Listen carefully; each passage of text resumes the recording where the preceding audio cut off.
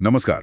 आज हम अमेरिका के एक बहुत बड़े और हाल ही में पास हुए कानून पर बात कर रहे हैं। इसका नाम है the American growth and prosperity act यानी एजीपीए। जुलाई 2025 में पास हुआ और हाँ, पूर्व राष्ट्रपति ट्रंप ने भी इसका समर्थन किया था। मजाक में से वन बिग ब्यूटीफुल बिल भी कहा जा रहा है। हाँ बिल्कुल, ये नाम काफी चल रहा है और ये है भी बड़ा, मतलब अमेरिका के टैक्स और सरकारी खर्च की पूरी तस्वीर बदलने वाला। सही कहा। हमारे पास जो जानकारी है उसके मुताबिक इसे अमेरिकी इतिहास के सबसे अहम वित्तीय कानूनों में से एक माना जा रहा है। हाँ, 1200 पन्नों से ज्यादा का बिल है। सोचिए, लगभग हर घरेलू नीति पर इसका असर पड़ेगा। तो फिर देखते हैं कि इसमें आखिर है क्या। सबसे पहली बात जो सामने आ रही है वो शायद टैक्स कट्स वाली है। हाँ, वही जो 2017 के ट्रंप टैक्स कट थे, जो 2025 में खत्म होने वाले थे, उन्हें परमानेंट कर दिया गया है हमेशा के लिए। अच्छा, तो मतलब कॉर्पोरेट टैक्स 21% पर ही रहेगा। हाँ बिल्कुल। और पर्सनल इनकम टैक्स की कटौतियां भी जारी रहेंगी और वो जो एस्टेट टैक्स वाली छूट थी वो भी डबल ही रहेगी। और शायद कुछ नई कटौतियां भी हैं इसमें, मैंने सुना था। हाँ हाँ बिल्कुल, कुछ नई चीजें भी हैं, जैसे टिप्स पर टैक्स कट, ओवरटाइम की कमाई पर, ऑटो लोन के ब्याज पर भी। अच्छा, ऑटो लोन पर भी? हाँ, और सीनियर सिटीजन्स की सेविंग्स पर भी कुछ नई रियायतें हैं। मतलब काफी कुछ है टैक्स साइड पर। ये तो हुई टैक्स की बात, लेकिन बिल का दूसरा पहलू भी है जो उतना ही या शायद उससे भी ज्यादा महत्वपूर्ण है। वो है सरकारी खर्च में कटौती। हाँ, ये भी मैंने पढ़ा। कितनी कटौती की बात हो रही है? बहुत बड़ी। अगले 10 सालों में करीब $1 ट्रिलियन से ज्यादा की कटौती का प्रस्ताव है। $1 ट्रिलियन? ये तो बहुत ज्यादा है।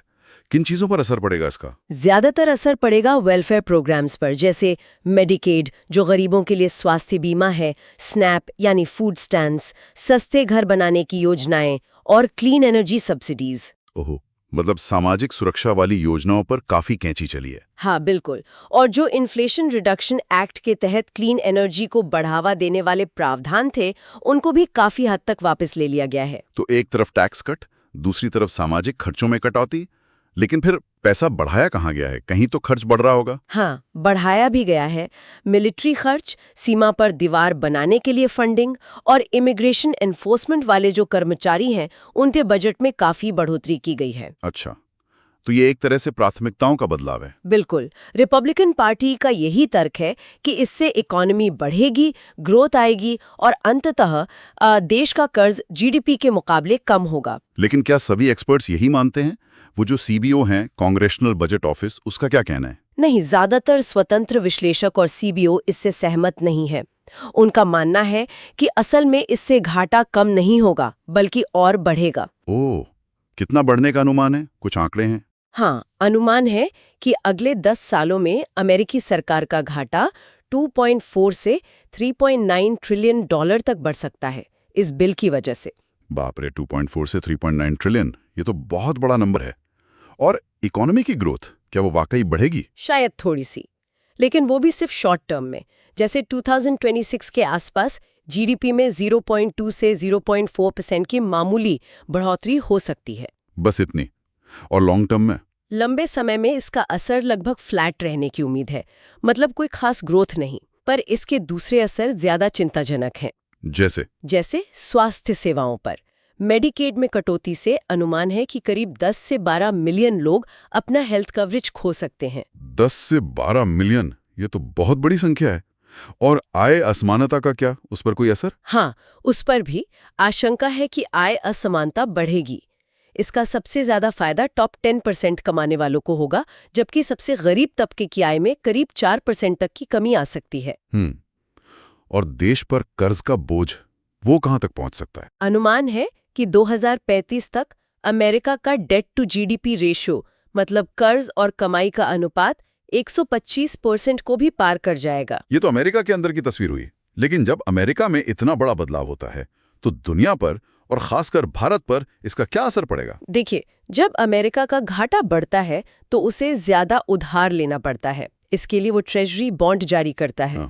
ज्यादा बॉन्ड बेचने के लिए हो सकता है उसे ब्याज दरें बढ़ानी पड़े।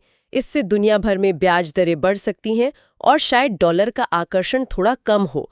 नतीजा ये हो सकता है कि ग्लोबल ग्रोथ धीमी पड़ जाए। अच्छा। और जो क्लीन एनर्जी पर अमेरिका कम जोर देगा और साथ में कुछ नीतियां जैसे सेक्शन 89, इनसे विदेशी निवेश यानी FDI अमेरिका आने से हिचकिचा सकता है। तो वो पैसा कहाँ जाएगा फिर? शायद चीन जैसे दूसरे देशों की तरफ या फिर भारत जैसे उभरते बाजारों की तरफ भी आ सकता है। तो भारत के लिए क्या अच्छी खबर है या बुरी? मिला जुला असर हो सकता है। एक तरफ अगर अमेरिका में निवेश कम होता है तो कुछ पैसा भारत आ सकता है, जो अच्छा है। हाँ। लेकिन अगर अमेरिका अपने टैरिफ बढ़ाता है तो हमारे एक्सपोर्टर्स को दिक्कत होगी, और अमेरिका में ब्याज दरें बढ़ने से भारत में भी उधार लेना महंगा हो जाएगा, कंपनियों के लिए भी और सरकार के लिए भी। और वो क्लीन एनर्जी वाली बात? हाँ, अगर अमेरिका क्लीन एनर्जी पे पीछे हटता है तो पूरी दुनिया में ग्रीन ट्रांजिशन की रफ्तार धीमी हो सकती है। इसका असर भारत के रिन्यूएबल एनर्जी सेक्टर पर भी दिख सकता है।